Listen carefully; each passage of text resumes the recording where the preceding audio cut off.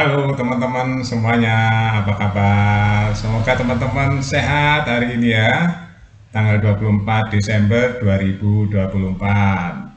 Teman-teman, kita ada breaking news yang sekaligus ya nggak kaget ya, kalau bagi kita, rakyat Indonesia sudah nggak kaget kalau ada pejabat atau petinggi partai kena kasus korupsi ya, udah nggak kaget teman-teman. Kita udah tahu ya, di Indonesia cari orang yang nggak korupsi itu sulit ya. Di Indonesia teman-teman mencari orang yang nggak korupsi sulit, aneh ya.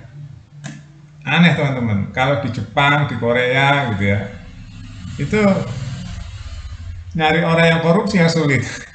Di Indonesia nyari orang yang nggak korupsi sulit ya. Apakah ini Hasto ditetapkan sebagai tersangka ini perpolitikan Indonesia akan gimana ya, kita lihat ya, kita bahas mengenai pasca Hasto nih ya ditetapkan jadi tersangka nih hari ini teman-teman, ini viral di mana-mana ya.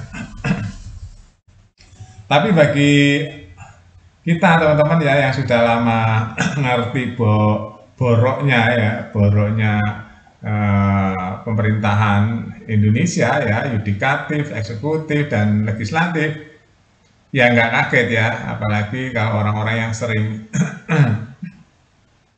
meliput dan sering berinteraksi dengan para pejabat, ya nggak kaget ya. Kita lihat aja track record di Indonesia, pejabat-pejabat tinggi siapa saja yang korupsinya gede-gede ya, korupsinya gede-gede banget teman-teman. Bahkan baru saja korupsi tambang timah ya itu dihukum ada yang cuma 6 tahun 6 bulan padahal korupsinya triliunan gitu ya.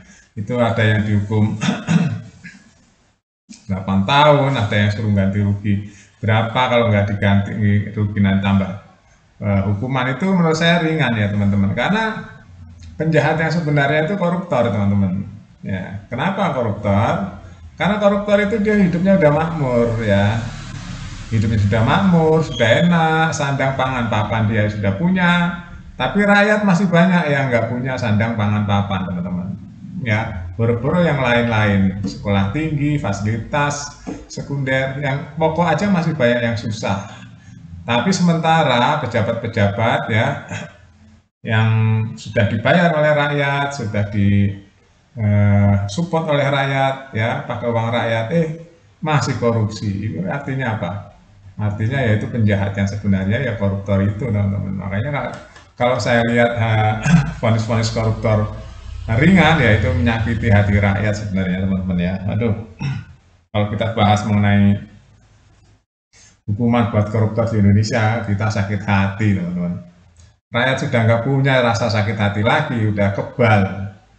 Ya, rakyat sudah muak teman-teman sebenarnya ya, mendengarkan pengumuman press conference koruptor hanya dihukum berapa bulan, ada dihukum berapa tahun. Nah, rakyat sih sebenarnya udah bosen ya, sudah mendengar hukuman-hukuman buat koruptor yang sangat singkat ya, sangat pendek. Seharusnya koruptor itu teman-teman dihukum maksimal ya. Kemarin tambang timah tuntutan 12 tahun dihukum cuma 6 bulan, 6 tahun 6 bulan.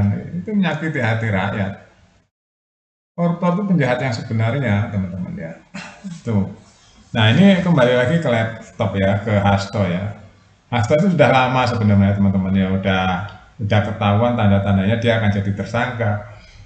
Karena KPK tuh kalau nggak punya bukti ya nggak mungkin dia ya menetapkan dia sebagai tersangka.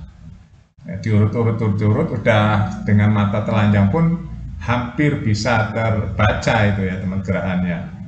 Nah, masalahnya sekarang berbarengan dengan politik ya, di mana PDI Perjuangan baru saja memecat 27 kader terbaiknya ya. Nah, disangkut pautkan dengan politik, ini yang nggak sehat ya. Kalau sangkut dengan politik, kalau nggak ada bukti gimana ya, nggak bisa ya, semua harus ada bukti ya teman-teman. Jadi yang pasti bagi pemerhati clean governance ya, ini nggak aneh ya, pejabat yang tertangkap oleh KPK, oleh kejaksaan, itu nggak aneh teman-teman. Bahkan kalau menurut saya korupsi di Indonesia itu baru permukaan gunung es doang yang kelihatan ya, di bawahnya masih banyak yang nggak sial, yang nggak sial, nggak yang belum ketahuan, yang apalah ya, masih banyak teman-teman. Lihat aja gaya hidup para pejabat. Gaya hidup para pejabat, lihat aja teman-teman, gajinya sudah besar, rumahnya sudah dapat, fasilitas dapat ya, gaya hidup keluarganya ya. Teman-teman mungkin yang awam nggak ngerti ya, maksud saya belum paham banget ya. Teman-teman kalau lihat pejabat itu yang sejahtera bukan pejabatnya saja teman-teman, keluarganya ikut sejahtera kebanyakan.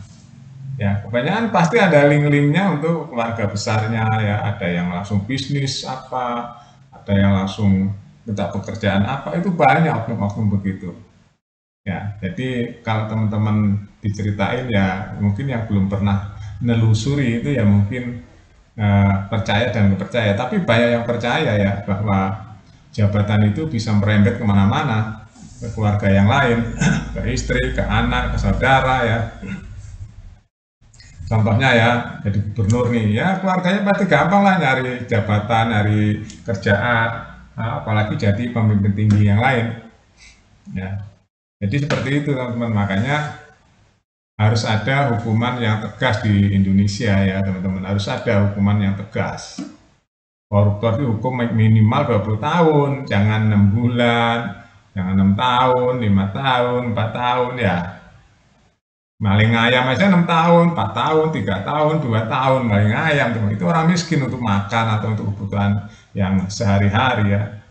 Ini koruptor yang semuanya udah punya ya. Yang semuanya sudah punya masih korup ya, korupnya nggak dikit lagi, korupnya udah beratus-ratus juta bahkan bermiliar-miliar, bahkan ada yang triliunan, gila nggak? Itu kan hukumannya harus, ya mendingan nggak ada lah orang begitu di Indonesia ya, hukumannya ya harus berat. Ya itu yang rusak negara ini ya koruptor teman-teman ya. Bahkan banyak pengamat-pengamat ahli-ahli mengatakan 30-40% dana Indonesia itu bocor APBN ya teman-teman. Bayangin aja kalau APBN kita 3.000 ya 1.000 triliun tuh. Bocor, bayang nggak tuh dinikmati oleh para koruptor-koruptor. Ya, karena desain korupsi Indonesia sudah dimulai sejak APBN teman-teman ya. Jadi begitu ini untuk ini untuk ini udah didesain oleh para pejabat-pejabat itu. Lihat aja gaya pejabat yang teman-teman bisa lihat, gaya hidupnya hedonis ya, mobilnya mewah, rumahnya mewah, semuanya serba mewah ya. Gaya duduknya pun kalau teman-teman lihat orang korupsi sama nggak korupsi itu tahu teman-teman ya. Sebenarnya kalau kita pengalaman ya teman-teman, kita ngelihat orang dari cara ngomongnya, cara duduknya, cara gayanya ya, terus gaya hidupnya ini ketahuan bahwa orang ini adalah korupsi. Cuma dia nggak sial aja teman-teman, dia nggak ketangkep aja teman-teman ya. Banyak sekali orang-orang koruptor di Indonesia yang belum ketangkep, banyak teman-teman ya. Yang ketangkep tuh yang sial aja. Makanya banyak pengamat mengatakan korupsi di Indonesia itu gunung es. Gunung es itu artinya yang kelihatan sedikit, yang nggak kelihatan banyak. Itu teman-teman ya, itu merindukan negeri ini itu bersih dari korupsi, karena ini negeri yang kaya raya, sumber dayanya wah banyak banget. Kalau saya ceritain teman-teman di negeri ini ya, kaya raya sumber daya, wah pokoknya di darat dan di laut semuanya kekayaan tuh banyak sekali di negeri ini, cuma salah kelola udah lama. Nah ini ada gerakan-gerakan yang menangkapi para koruptor, pada kaget lagi nih, baru menjabat berapa bulan ya Prabowo, kurang lebih 2 bulan sudah banyak koruptor yang ditangkapi. Ya semoga semua ditangkapi ya, koruptor-koruptor, kakap-kakap tuh masih banyak yang belum tertangkap teman-teman ya. Makanya kemarin waktu pidato mengingatkan para koruptor mengembalikan uangnya, kalau enggak dikejar terus tuh nanti. Ya triliunan teman-teman ya koruptor di Indonesia, banyak sekali kok. Itu aja teman-teman ya. Jadi ya kita tinggal ngelihat dari mana ya kasus ini, apa ada hubungan dengan politik apa enggak. Yang pasti KPK punya bukti ya, kalau enggak mungkin dia menetapkan seseorang apalagi pejabat partai gitu ya menjadi tersangka. Terima kasih teman-teman, kita nanti update terus berita-berita ini ya di Buat Makan TV. Sampai jumpa.